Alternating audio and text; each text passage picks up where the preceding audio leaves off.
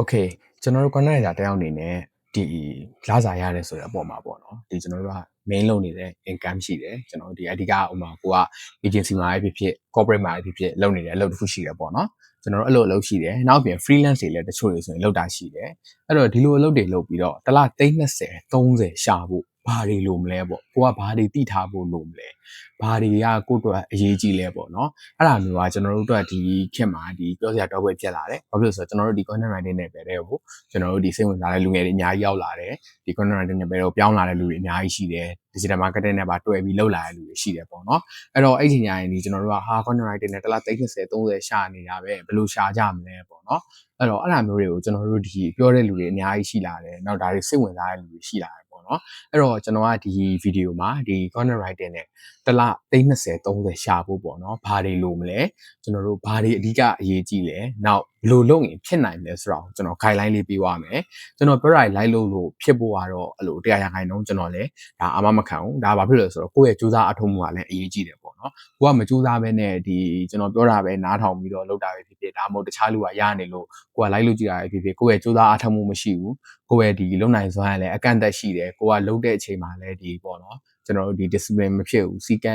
တခြားမရှိဘူးဆိုရင်တော့ဒါဖြစ်နိုင်မှာမဟုတ်ဘူးပေါ့နော်အဲ့တော့ကျွန်တော်ရဲ့ဒီ6နှစ်တာအတွေ့အကြုံကျွန်တော်အခု income ဆိုလဲဒီခင်ဗျားတို့ mention ထားတဲ့ amount တစ်ခုထက်ကျွန်တော်ပို့ပြီးတော့ရနေတယ်ပေါ့နော်ဒါကျွန်တော်ပုံမှန်လည်းပြောတာဒါတော့ကျွန်တော်ရဲ့ဒီ personal ဖြစ်တဲ့အတွက်ကျွန်တော်ဒီမှာ video မှာ day mention မှာမဟုတ်ဘူးဒါပေမဲ့ဒီလိုတစ်လ30 30ရှာဖို့ပေါ့နော်ကျွန်တော်တို့ဘာတွေလိုမလဲဆိုတာကျွန်တော်အရင်ဆုံးပြောပြပေးမယ်တကယ်တော့30 30ဆိုတာကျွန်တော်ဒီ channel ကြည့်ရင်ကျွန်တော်တို့ရနိုင်တဲ့ပမာဏဖြစ်လာတယ်ဒီဘာမှကျွန်တော်တို့ဟိုဟာတွေမဟုတ်တော့ဘူးပေါ့နော်ကျွန်တော်တို့အရန်ခက်ခဲတာမဟုတ်တော့ဘူး30 30ဆိုတော့ content writer တိုင်းရနိုင်တဲ့ပမာဏဖြစ်လာတယ်အဲ့တော့ကျွန်တော်တို့ကဘာသိထားဖို့လိုလဲဆိုတော့ကျွန်တော်တို့က specialist တယောက်အရင်ဆုံးကျွန်တော်တို့ဖြစ်ထားဖို့လိုတယ်ပေါ့နော်ကျွန်တော်ဒီအောက်မှာဒီ table လေးနဲ့ပြထားသလိုပဲကျွန်တော်တို့ကဒီ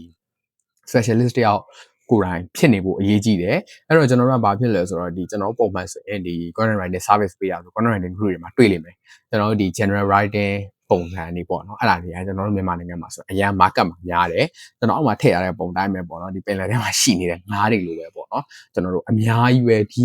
ရေထဲမှာပဲဒီဟာကိုပဲအကုန်လုံးကခတ်တောင့်ရတာပေါ့နော်ဒီ general writing မှာ Facebook မှာ post ဖို့တင်ပေးပါမယ်1000ရမယ်ဟိုမှာ Facebook မှာ post ဖို့8000ပဲပေးပါ Canva နဲ့ design ပါမယ်စသဖြင့်ပေါ့နော်အဲ့တော့အဲ့လိုလူတွေကအ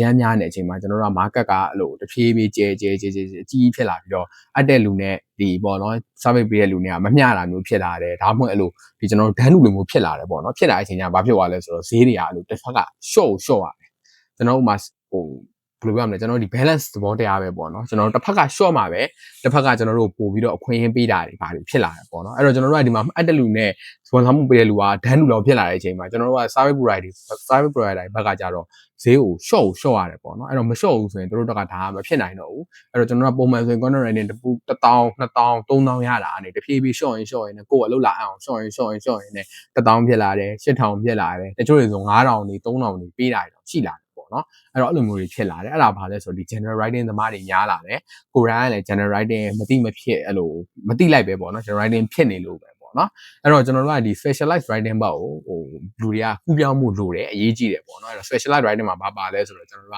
ဒီ safe focus copy ရေးတာတွေပါတယ်နောက်တစ်ခုကကြောင့်ဒီနိုင်ငံမဟုတ်ပဲねတခြားနိုင်ငံတွေကို service ပေးမယ်ဆိုရင်ကျွန်တော် SEO focus တွေဟိုမှာအင်းစာအရန်ကောင်းတဲ့လူတွေဆိုရင်ကျွန်တော်အသိတယ်မှာねဒီ SEO article blog တွေ SEO နဲ့ပတ်သက်တာတွေလုပ်ပြီးတော့ပေါ့နော် content writer အောင်မှာအဲ့ဒါလုပ်ပြီးတော့အဲ့လိုဒေါ်လာနဲ့ရှာနေတဲ့လူတွေရှိတယ်နောက်တစ်ခုကကြောင့်တချို့တွေဆို UX writing ပေါ့နော်ဒါကတော့ကျွန်တော်နိုင်ငံမှာအရင်နေတယ်ဒါပေမဲ့လို့ UX writing ကလည်းဒီနိုင်ငံတကာမှာဆိုရင် specialized writing နဲ့ပါတယ်ကျွန်တော် application တစ်ခုမှာလူတွေစိတ်ဝင်စားအောင်ဘယ်လိုနှိပ်မယ်ဘာတွေနှိပ်မယ်လူတွေစိတ်ဝင်စား click လုပ်အောင်ဘာတွေလုပ်မလဲစသဖြင့်ပြောတာတွေပေါ့နော်အဲ့တော့အဲ့လိုလူတွေလည်းကျွန်တော်တို့ဒီ specialized writing ဘက်ကိုကူးလာတဲ့အခါမှာကျွန်တော်တို့ရဲ့လစာတွေကဟိုမြင့်လာတယ်ကျွန်တော်တို့တက်လာတယ်ပေါ့နော်အဲ့လိုမျိုးတက်လာတာကိုကျွန်တော်တို့မြင်ရတယ်အဲ့တော့ကိုကအရင်ဆုံးပထမတစ်ချက်ကကိုကဘာသိတာရမလဲဆိုကိုက generalist လား specialist လားအရင်သိရမယ်ပြီးအဲ့ specialist တယောက်ဖြစ်ဖို့ကိုဘာ skill တွေဖြည့်ဖို့လို့လဲဆိုတာသိရမယ်အဲ့ဒါမှကျွန်တော်လစာတိုးဖို့ပထမအဆင့်ကိုကျွန်တော်တို့ကြော်နိုင်မယ်ကျွန်တော်လစာတိုးဖို့ပထမအဆင့်ကိုကျွန်တော်တို့ဖြတ်ကျော်နိုင်မှာပေါ့နော်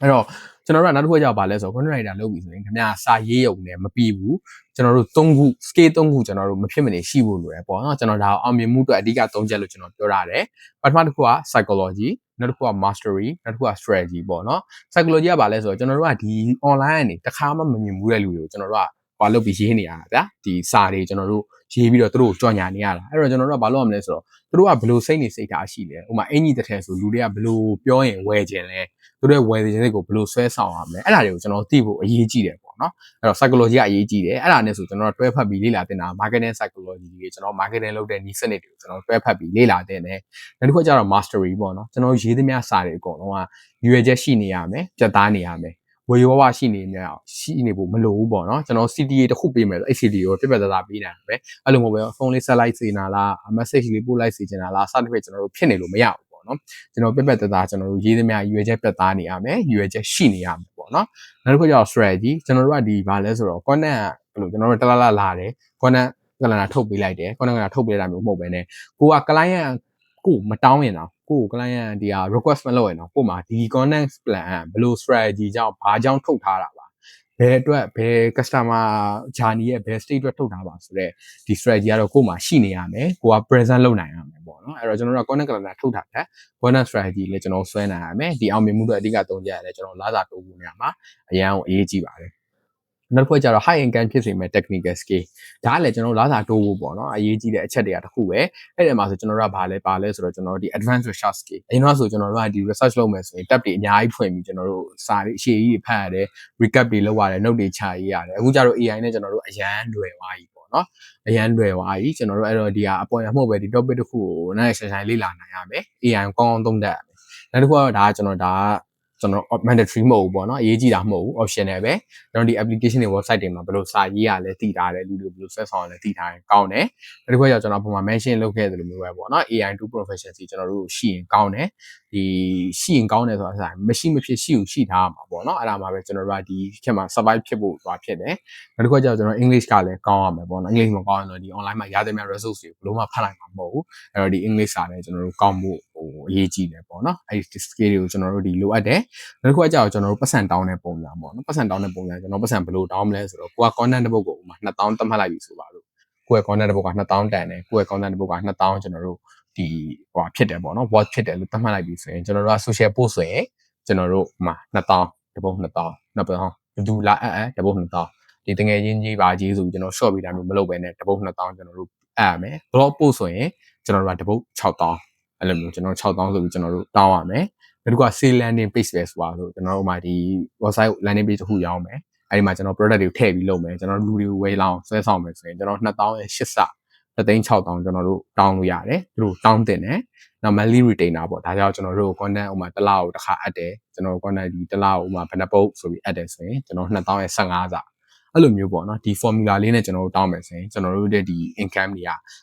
multiply ဖြစ်အောင်မယ်ပေါ့နော်အဲ့လိုမဟုတ်ပဲကျွန်တော်တို့ကတပုတ်ကိုတခြားလူ1000ဝယ်ရေးလိုက်တခြားလူ2000ရေးလိုက်တခြားလူ19000ရေးလိုက်ဆိုတော့ဒီကျွန်တော်တို့ရဲ့ income တွေကမမျှမတဖြစ်ပြီးတော့ကျွန်တော်တို့ကလည်းဒီ income ကလည်းကိုထပ်တိုးတယ်ဆိုတော့ multiply မဖြစ်ပဲနဲ့ပေါ့နော်ကိုတို့ကတဖြည်းဖြည်းရောပြီးတော့ပေါ့နော်ဒီနှစ်တွေအများကြီးကြာတော့ကိုယ့်ရဲ့ content စီကမတက်လာတာမျိုးကိုက scale တက်နေမယ်ပေါ့နော်ကိုယ့်ရဲ့ content စီကတက်မလာတာမျိုးတွေကျွန်တော်တို့ကြုံရနိုင်တယ်ပေါ့နော်အဲ့တော့ဒီပတ်စံတောင်းတဲ့ပုံစံကလည်းကျွန်တော်တို့အရင်သိထားဖို့ရည်ကြီးတယ်အဲ့တော့ကိုယ့်ရဲ့ base pay ကိုအရင်တတ်မှတ်ပေါ့နော်ကိုဒါကိုလုတ်လိုက်ဖို့ယူလိုက်တဲ့အချိန်ကိုဖန်တီးရတဲ့အချိန်ကိုတတ်မှတ်ပြီးရင်အဲ့ဒီပေါ်မှာမူတည်ပြီးတော့ပေါ့နော်အဲ့ဒီပေါ်မှာမူတည်ပြီးတော့ကျွန်တော်တို့ကဒီဘယ်လောက်လုပ်မလဲဆိုတာမျိုးကျွန်တော်တို့ဖန်တီးလို့ရတယ်ပေါ့နော်ဘယ်လောက်တောင်းမလဲဘာလုပ်လဲဆိုတာကိုကျွန်တော် base pay တတ်မှတ်ပြီးအဲ့ဒါကိုကျွန်တော်စပွားပြီးတော့တောင်းလို့ရတယ်ပေါ့နော်အဲ့တော့ဟုတ်ပြီကျွန်တော်ဒီလမ်းစာတိုးကျင်တယ်ပေါ့နော်တိုးကျင်တယ်အဲ့တော့ကျွန်တော်တစ်နှစ်အတွင်းဘာလုပ်မလဲပေါ့တစ်နှစ်အတွင်းဘာလုပ်မလဲကိုကျွန်တော်ဒီမှာဒီ exam တစ်ခုနဲ့ကျွန်တော်ရှင်းပြလာမယ်ဒီတိုင်းဒီလိုစူးစမ်းပြီးလုပ်ကြည့်လို့ရတယ်ပေါ့နော်တကယ်တော့ဖြစ်နိုင်တယ်လူတိုင်းတော့ကတစ်နှစ်ဆိုတဲ့အချိန်ကနည်းတာမဟုတ်ပေါ့နော်ပြောင်းလဲဖို့ဆိုတာဖြစ်နိုင်တယ်အဲ့တော့ဟိုလုပ်ကြည့်ဖို့လည်းကျွန်တော်တိုက်တွန်းတယ်ပေါ့နော်အဲ့တော့ကျွန်တော်တွင်းတာစီမံကိန်းမှာဆိုကျွန်တော်ပထမ3လမှာဆိုရင်ကျွန်တော် SEO ဘိုင်းလေ့လာမယ် copywriting နဲ့ marketing အခြေခံတွေကိုကျွန်တော်ကောင်းကောင်းလေ့လာမယ်3လကိုလုံးဝ deep dive လုပ်ပြီးကျွန်တော်လေ့လာရမှာပေါ့နော်ဒါ content တယောက်အနေနဲ့ဒီလာစာတိုးဖို့ဆိုရင် content ပထမ3လမှာဒီစပြီးလေ့လာမယ်ပြီးဒုတိယ3လမှာကျတော့ကျွန်တော်တို့ portfolio တွေစောင့်မယ်အဓိက portfolio ဘယ်လိုစောင့်မလဲဆိုတော့ကျွန်တော်တို့ကဒီကိုလေ့လာလိုက်ပြီး scale ရပြီဆိုရင်ကျွန်တော်တို့ကဒီ volunteer လုပ်တာဖြစ်ဖြစ်ဒါမှမဟုတ်အလုပ်ဝင်လိုက်တာကိုယ့်ရဲ့ skill တွေကိုတေချာရှုပြဆိုတော့ကိုယ့်ရဲ့ certificate တွေကိုရခဲ့တဲ့ education နဲ့ပတ်သက်တာတွေ certificate လုပ်ပြီးတော့ကျွန်တော်တို့ကအလုပ်တစ်ခုဝင် အလုပ်တစ်ခုဝင်ပြီးအလုံးမှာကျွန်တော်တေချာစူးစမ်းပြီး portfolio တိစောက်လို့ရတယ်ဥပမာကိုယ်ဒီ page တွေဒီလို run ပေးခဲ့တယ်ဒီလို run ပေးခဲ့တယ်ကိုယ် portfolio content တွေကိုစုတာ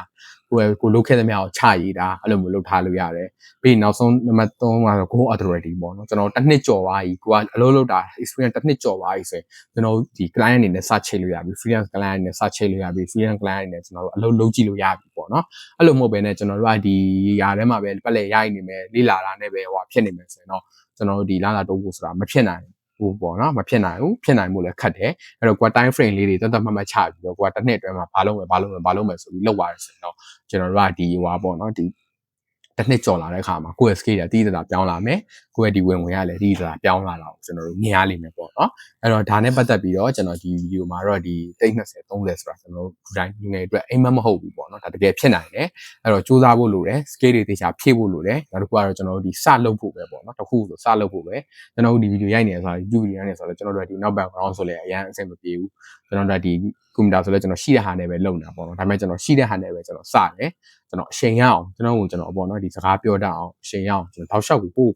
ဒီ upgrade လုပ်ရတယ်ပေါ့နော်အဲ့တော့တခုဆိုကျွန်တော်စလုပ်ဖို့ပဲလုပ်ပြီးတဲ့အချိန်ကြာမှာကျွန်တော်တို့ကကြံတဲ့ဟာတွေကကိုလုပ်ရင်းနဲ့ပေါ့နော်ကျွန်တော်ပြင်သွားလို့ရတယ်ဘာလို့လဲဆိုတော့ကျွန်တော်တို့ကအမားတွေကိုကျွန်တော်တို့မြင်လာမှပေါ့နော်အမားတွေကျွန်တော်တို့မှလုပ်ခဲ့တယ်အမားတွေပါလာတယ်အဲ့ဒါတွေကိုကျွန်တော်မြင်လာမှကျွန်တော်ပြင်ပြီးတော့ပိုကောင်းအောင်လုပ်လို့ရလို့ပဲပေါ့နော်အဲ့တော့ကျွန်တော်ဒီဟာနဲ့ပတ်သက်ပြီးတော့အသေးစိတ်သိချင်တာရှိရင်ကျွန်တော်တို့ဒီ comment မှာပြီးသွားလို့ရတယ်ကျွန်တော်ဒီ